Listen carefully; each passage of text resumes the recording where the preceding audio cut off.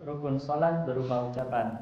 Syekh Abdurrahman bin Nasir As-Sa'di rahimahullah berkata dalam kitabnya Manhajus Salikin, wal arkanul qawliyatu minal madhkurati takbiratul ihrami wa qiraatul fatihati ala ghairi ma'mumin wa tasyahhudul akhiri wassalamu, yang artinya dan rukun berupa ucapan dari secara salat yang telah disebutkan adalah takbiratul ihram, membaca al-fatihah bagi selain makmum, tasyahud akhir dan salam. Nah, lihat. Dan rukun berupa ucapan. Maka Syekh Sa'di setelah sebutkan tata cara sholat yang kita bahas kemarin, nah situ beliau tidak sebutkan dari rukun. Nah, maka beliau sebutkan dulu lengkap tata caranya sehingga orang itu bisa sholat. Nah, baru urgensi berikutnya menyebutkan dari sisi hukum. Ini masuk bagian gerakan ini, bacaan ini masuk mana? Rukun, wajib sholat, apa sunnah sholat? Karena ini backgroundnya mazhab Hambali ya. Kalau mazhab Hambali pembahasannya nanti rukun sholat, wajib sholat, sunnah sholat. Beda nanti di mazhab yang lainnya. Termasuk mazhab Syafi'i nanti berbeda pembagiannya. Kalau dalam mazhab Hambali 3 dibagi ya. Rukun sholat, wajib sholat, terus sunnah sholat. Nah, rukun sholat dibagi. Ada yang qauliyah, berupa ucapan. Ucapannya berarti wajib. Ada yang rukun sholatnya berupa fi'liyah, berarti gerakan-gerakan. Gerakan ini wajib. Nah, sekarang yang lagi dibahas tentang apa? Ucapan. Nah, ada 4 beliau sebutkan. Yang pertama yang wajib diucapkan. Masuk rukun ya. 1. Takbiratul ihram, berarti ucapan Allahu Akbar. Lalu qiraatul Fatihah, membaca Al-Fatihah. Namun beliau tambahkan ala ghairi makmum, pada yang selain makmum. Berarti kalau makmum tidak wajib. Ya kan? Kalau selain makmum baru jadi wajib. Nah, kalau makmum ya tidak wajib. Kalau selain makmum yaitu sholat munfarid atau jadi imam, nah wajib dia baca. Kalau lagi makmum, nah nanti pembahasannya bacaan imam jadi bacaan untuk makmum. Lalu tasyahud akhir, bacaan tasyahud akhir, bacaannya ya, bacaannya berupa ucapan atau bacaannya jadi wajib, bacaan tasyahud akhirnya. Lalu salam, assalamualaikum warahmatullah, yang pertama itu jadi wajib, masuk rukun. 4 ini disebut arkanul qauliyah, rukun berupa bacaan atau ucapan. Sekarang lihat rinciannya. Salam dan takbiratul ihram termasuk rukun salat. Dari Abu Sa'id Al-Khudri radhiyallahu anhu, Rasulullah sallallahu alaihi wasallam bersabda, "Miftahus salati at-tuhuru wa tahrimuha at-takbiru wa tahliluha at-taslimu." Pembuka salat adalah bersuci, yang mengharamkan dari perkara di luar salat adalah ucapan takbir, dan yang menghalalkan kembali adalah ucapan salam. Ya, pembukanya bersuci, wudu. Kalau hadas besar, mandi. Kalau tidak ada air, tayamum. Sudah kita bahas lewat. Terus, yang mengharamkan dari perkara di luar sholat. Artinya, sudah masuk ini, maka yang di luar sholat tidak dilakukan lagi. Dia cuma kerjakan hal-hal dalam sholat saja. Yaitu takbiratul ihram. Ucapan takbir. Kalau disebut takbiratul ihram, maka bukan angkat tangannya. Namun ucapan Allahu Akbar. Seandainya tangannya diam gini, ya, tangannya ini enggak gerak, dia cukup Allahu Akbar. Nah, sudah takbiratul ihram itu. Terus, dan yang menghalalkan kembali adalah ucapan salam. Berarti ucapannya bukan ini ya, menghadap kanan kiri, bukan. Dia palingkan ke kanan ke kiri, bukan. Ini bukan wajibnya. Yang wajibnya yaitu assalamualaikumnya, ucapan salam. Kemarin kita sudah sebut ada beberapa cara salam tadi. Bisa paling minimal assalamualaikum. Bisa juga assalamualaikum warahmatullah. Bisa juga sebagian riwayat seperti kemarin disebutkan dalam riwayat Abu Dawud, assalamualaikum warahmatullahi wabarakatuh. Namun dalam riwayat Abu Dawud ya, dalam naskah disebutkan Assalamualaikum warahmatullahi wabarakatuh, kanan. Terus Assalamualaikum warahmatullahi, kiri. Namun dalam riwayat yang lain ada tambahan lagi. Jadi kanan kirinya Assalamualaikum warahmatullahi wabarakatuh. Walaupun dari sisi riwayat ini masih mengalami kritikan oleh para ulama. Namun kalau mau dikatakan jumhur, kebanyakan memilih masih boleh tambah wabarakatuh. Nah, itu terkait salam dan takbiratul ihram. Terus tasyahud akhir yang setelah itu salam termasuk rukun salat. Tasyahud akhir yang setelah itu salam termasuk rukun Nah, salat. jadi kalimatnya tasyahud akhir. Yang dimaksud tasyahud akhir apa? Yang setelah itu kita salam. Nah, ini namanya tasyahud akhir. Kalau makmum masbuk, imamnya tasyahud akhir. Ya, imamnya tasyahud akhir. Maka makmumnya belum. Karena setelah itu kan dia belum salam. Dia masih berdiri lagi lanjut di masbuk. Dia belum salam. Maka bukan dia tasyahud akhir di situ yang dimaksud. Yang dimaksud tasyahud akhir yang setelah itu ada salam. Nah, itu masuk rukun salat. Sekarang lihat hadisnya dari Abdullah bin Mas'ud radhiyallahu anhu. Dari Abdullah bin Mas'ud radhiyallahu anhu, ia berkata. Langsung artinya. Ya. Jika salat bersama Nabi SAW, kami mengucapkan salam kepada Allah sebelum salam kepada para hambanya. Ya, lihat ya, salam kepada Allah. Ya, kalimatnya di sini kalau di hadis disebutkan kami ucapkan salam kepada Allah. Terus kami mengucapkan salam kepada Allah sebelum salam kepada para hambanya. Lalu salam kepada Jibril, salam kepada Mikail, salam kepada fulan dan fulan. Nah, ada kalimat yang salah di sini dari para sahabat sebenarnya. Dia ucapkan salam kepada Allah. Kalau kita ucapkan assalamualaikum, apa artinya assalamualaikum? Semoga keselamatan untukmu kan? Nah, pantas enggak ditujukan pada Allah? Enggak. Namun sahabat lakukan kayak gitu. Belum diajarin Rasul. Ya. Sebelum ucapkan salam pada hamba, mereka ucapkan dulu salam pada Allah. Assalamu Allah berarti. Salam pada Allah. Nah, terus lanjut.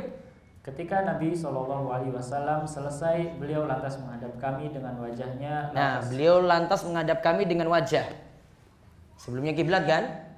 Beliau muter berarti ngadap jamaah. Berarti setelah selesai sholat dianjurkan imam untuk mengarahkan, ya, dia muter untuk ngadap jamaah. Jadi jangan hadap kiblat terus. Nah, itu dari sini aja dapat ambil pelajaran itu. Muter ngadap jamaah. Dia lihat palingkan wajah untuk ngadap jamaah. Ya. Maka ini diantara sunnah juga. Imam tidak terus ngadap kiblat, namun lihat jamaah lagi. Ya, baca lagi lanjutannya. Lantas beliau berkata, sesungguhnya Allah itu Assalam, yang memberi keselamatan. Nah, jadi tidak boleh ucapkan Assalamu Allah itu pada Allah, nggak boleh. Ya, karena Allah tidak boleh didoakan Allah selamat, nggak boleh. Karena Allah yang memberikan keselamatan. Makanya ketika kita tahiyat kita baca bukan Assalamu Allah. Ya, namun nanti ada bacanya seperti diajarkan di bawah. Terus, jika salah seorang di antara kalian duduk, maka ucapkanlah At-tahiyatulillah wassalawat wattayyibat. Assalamu alayka ayyuhan nabiyyu wa rahmatullahi wa barakatuh. Assalamu alayna wa ala ibadillahi sholihin. Jika engkau membaca seperti itu, maka setiap hamba Allah yang saleh di langit dan di bumi akan mendapatkan doa kebaikan tersebut. Lalu mengucapkan asyhadu alla ilaha illallah wa asyhadu anna muhammadan abduhu wa rasuluh. Lalu silakan pilih kalimat setelah itu yang mau diucapkan. nah, terus kalimat perintah. Kalimat perintah membaca tasyahud di sini menunjukkan akan wajibnya, sedangkan tasyahud awal tidaklah masuk dalam rukun salat. Nah, kalau tasyahud awal tidak masuk rukun. Jadi ada pembahasannya ketika kita bahas wajib sholat. Namun kalau yang masuk rukun di sini adalah tasyahud akhir, yaitu bacaannya seperti tadi. Kalau di sini bacaannya cuma berhenti sampai abduhu wa rasuluh. Asyhadu an la ilaha illallah wa asyhadu anna muhammadan abduhu wa rasuluh. Namun seperti kita bahas kemarin, untuk tasyahud akhir ya nanti dilanjutkan wajibnya nanti sampai bacaan sholawat, termasuk juga nanti tahiyat awal. termasuk juga tahiyat atau tasyahud awal. Nanti dilanjutkan juga sampai sholawat itu yang lebih bagus. Terus sekarang hukum baca Al-Fatihah untuk makmum. Hukum membaca Al-Fatihah untuk makmum. Membaca Al-Fatihah di sini berlaku bagi imam dan orang yang sholat sendirian. Sedangkan makmum dalam sholat jahriyah atau maghrib, isya dan subuh tidak membaca Al-Fatihah. Ia cukup mendengarkan. Inilah pendapat yang lebih kuat karena Allah Ta'ala memerintahkan wa idza quri'al qur'anu fastami'u lahu wa ansitu la'allakum turhamun. Dan apabila dibacakan Al-Quran, maka dengarkanlah baik-baik dan perhatikanlah dengan tenang agar kamu mendapat rahmat. Abu Hurairah radhiyallahu anhu berkata, yang artinya Nabi SAW sholat bersama para sahabatnya yang kami mengira bahwa itu adalah sholat subuh. Beliau bersabda, apakah salah seorang dari kalian ada yang membaca surah di belakangku? Seorang laki-laki menjawab, saya. Beliau lalu bersabda, kenapa aku ditandingi dalam membaca Al-Quran?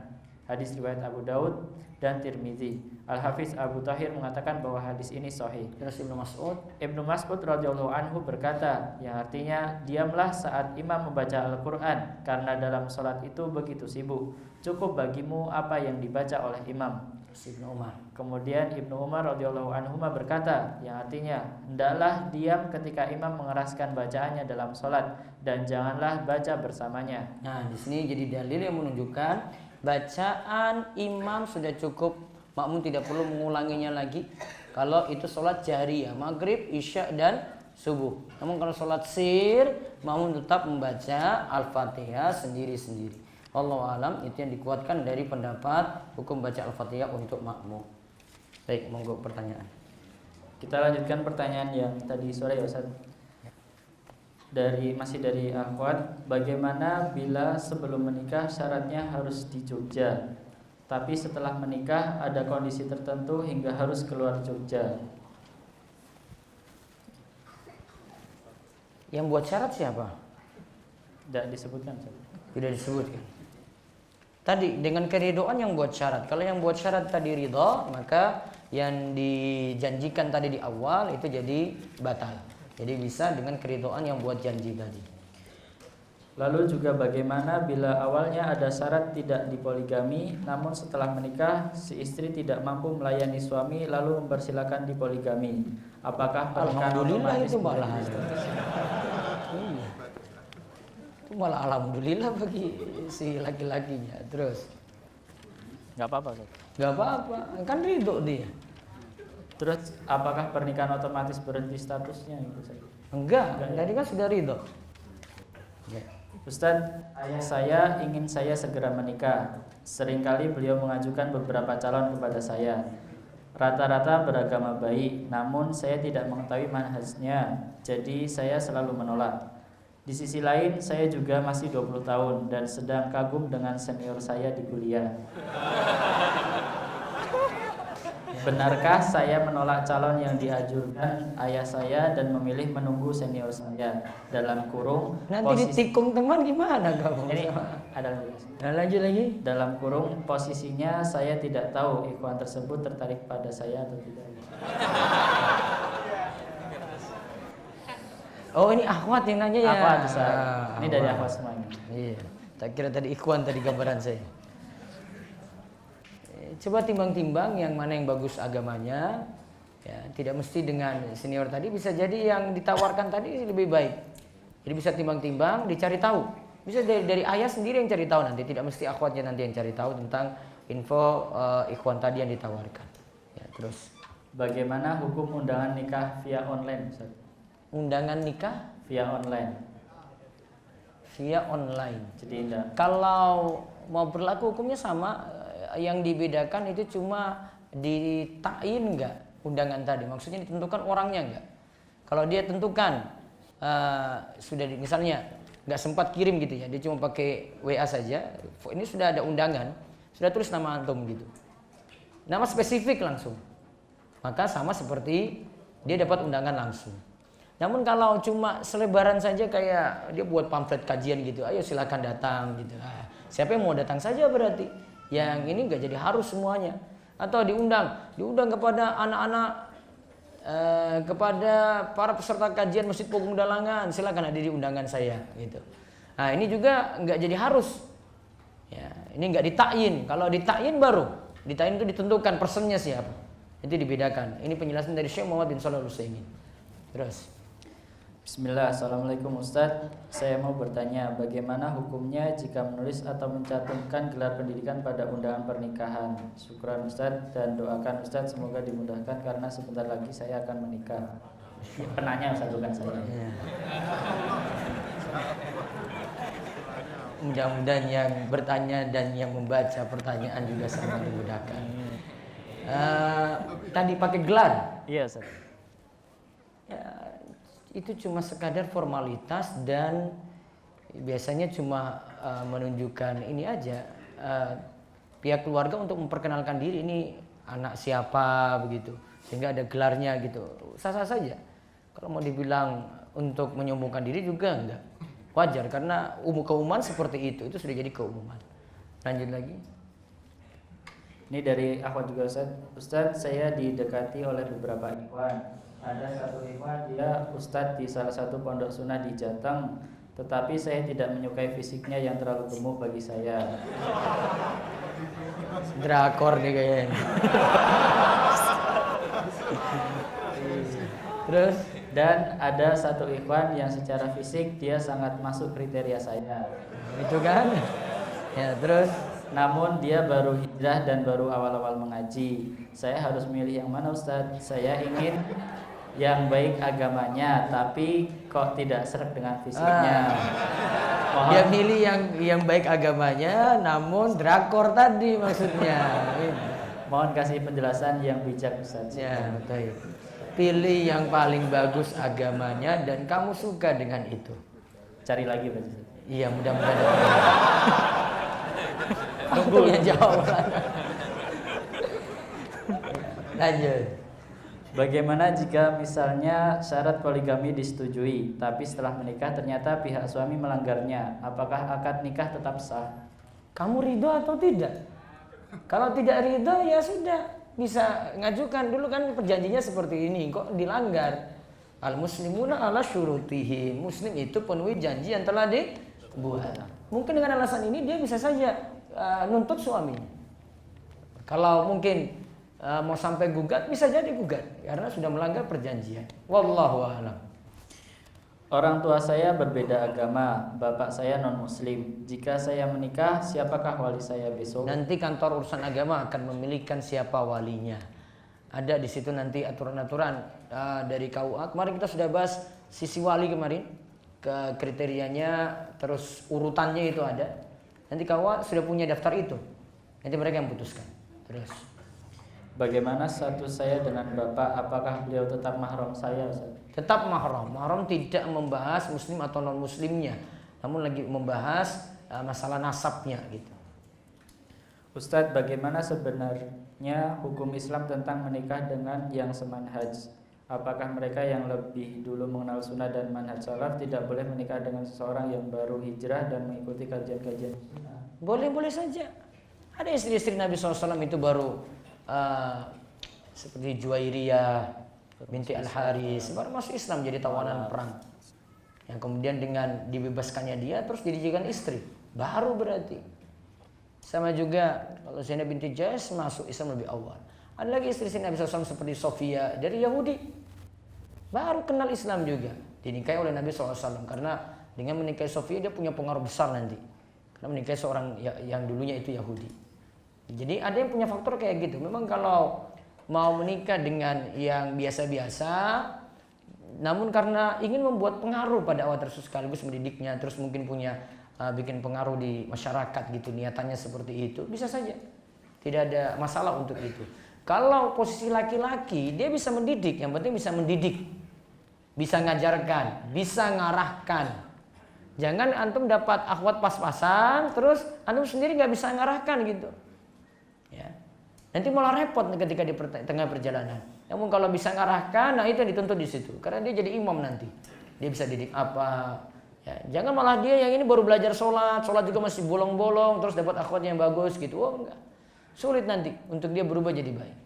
Ya. Jadi lihat posisinya ini, Iwan ini bagaimana, bisa mendidik, punya ilmu atau tidak, sehingga bisa menerima yang tadi mungkin akhwatnya itu pas-pasan baru hijrah dan seterusnya. Masih dari akhwat Ustaz. Assalamualaikum Ustaz.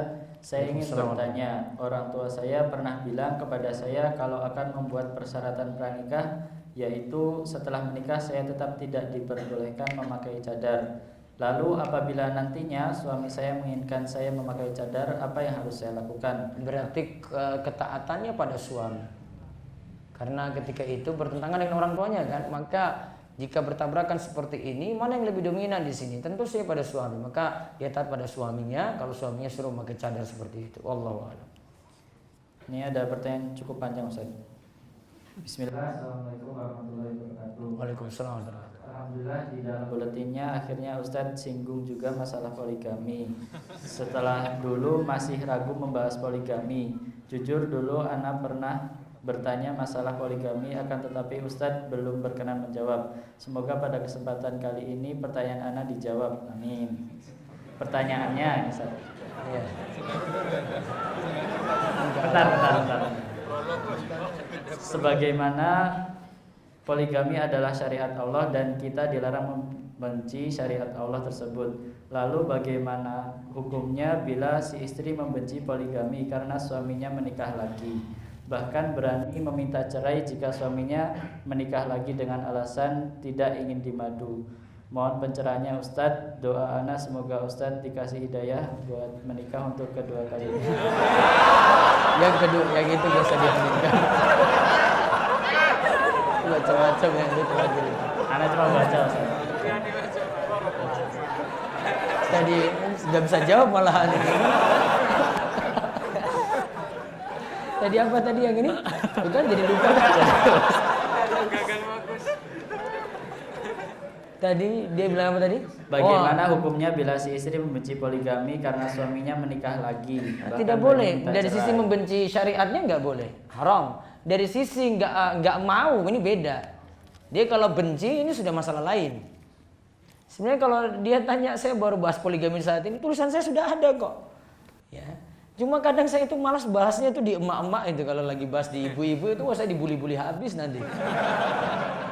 Orang yang nggak punya masalah apa saja subscribernya bisa turun 12 juta jadi 1 juta. Ini gara-gara itu coba lihat.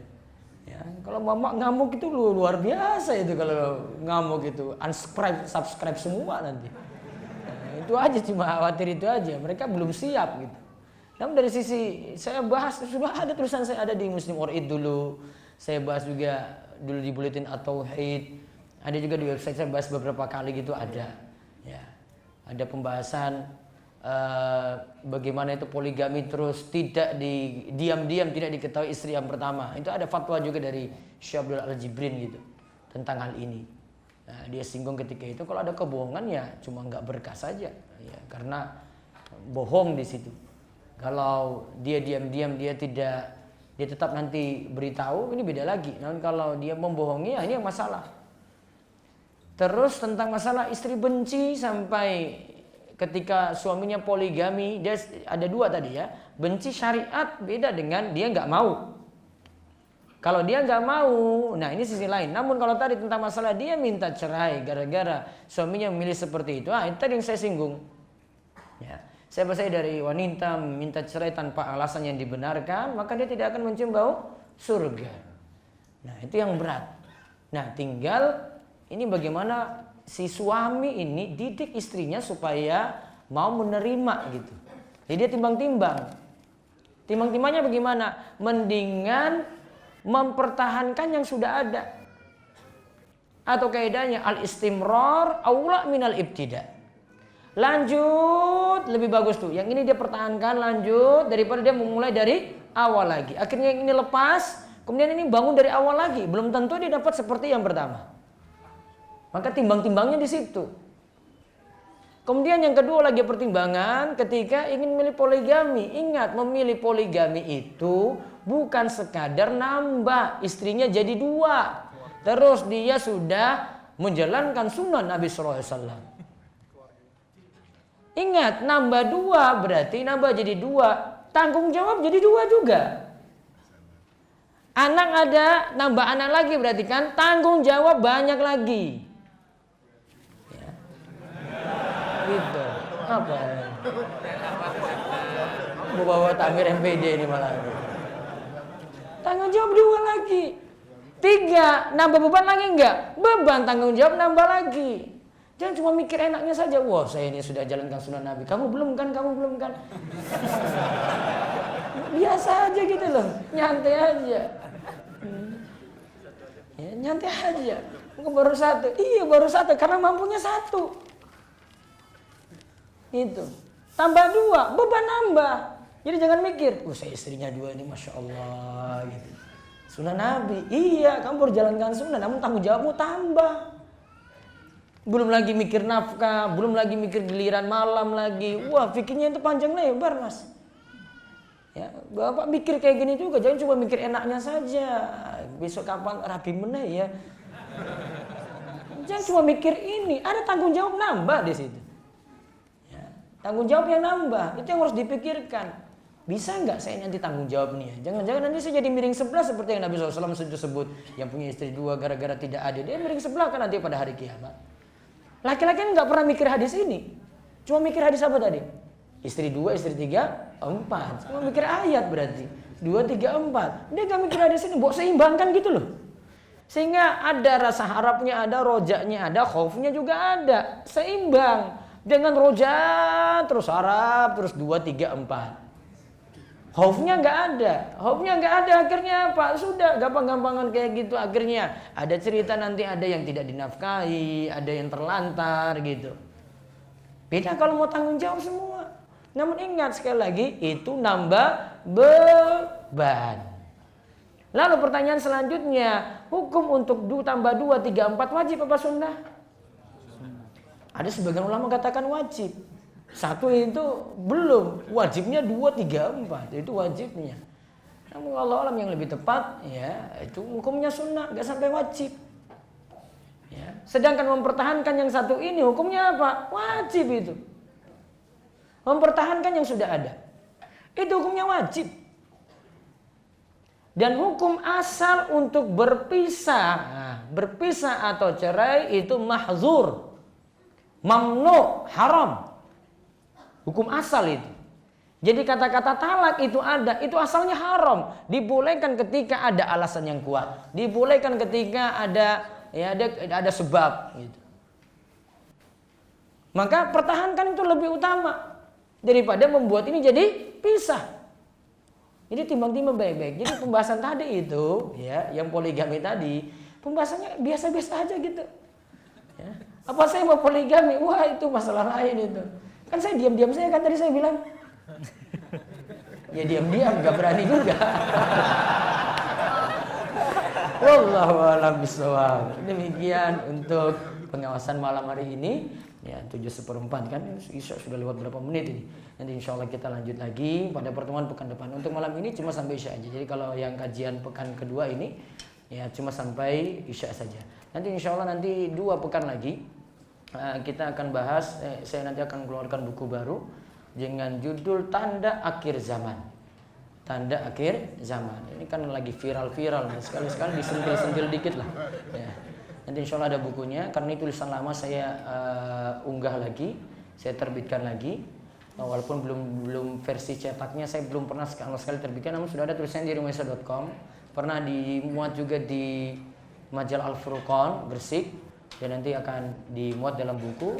Sekitar 2 minggu lagi nanti tunggu infonya, insya Allah flyernya nanti juga akan segera disebar dengan judul Tanda Akhir Zaman. Hari Kamis sama seperti ini, jamnya sama. Ini kita mulai dari jam 4. Kita bedah secara lengkap tanda-tanda akhir zaman mulai dari Imam Mahdi, Dajjal, Ya'juj dan Ma'juj gitu.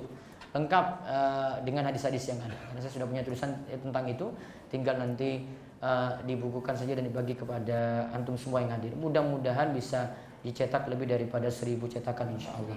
Demikian yang kita bahas, mudah-mudahan bawa berkah bagi semuanya dan Allah nambahkan kita ilmu, terus memudahkan untuk kita dalam setiap urusan, mengabulkan setiap doa-doa kita yang ada, membetulkan setiap ibadah kita dan kita diberi istiqomah dan husnul khotimah. Demikian kita cukupkan, tutup kalian doa kafaratul majlis. Subhanakallahumma bihamdik asyhadu an la ilaha illa anta astaghfiruka wa atubu ilaik. Assalamualaikum warahmatullahi wabarakatuh.